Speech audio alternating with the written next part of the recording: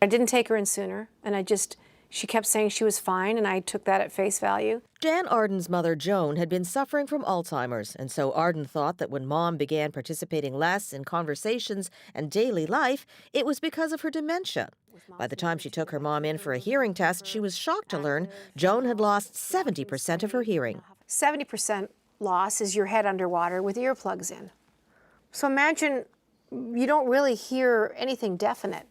We have 3 million Canadians perhaps that have a hearing loss. Audiologist Marshall Chasen says 80% of Canadians with hearing loss don't even know it.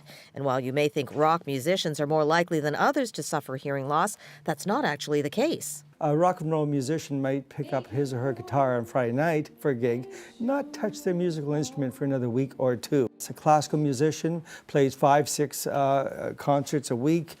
They might have to go home and practice for 2 or 3 hours, and possibly they teach for 2 or 3 hours. In other words, the prolonged exposure to loud sound is more damaging than an intense but short burst.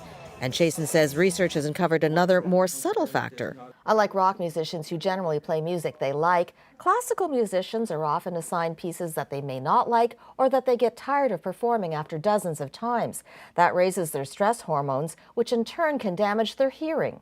Chasen and Arden are promoting a hearing campaign called Stay Connected. It includes free hearing tests by telephone to determine if you might need to consult an audiologist.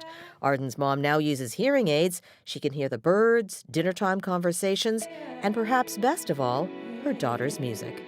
Pauline Chan, CTV News.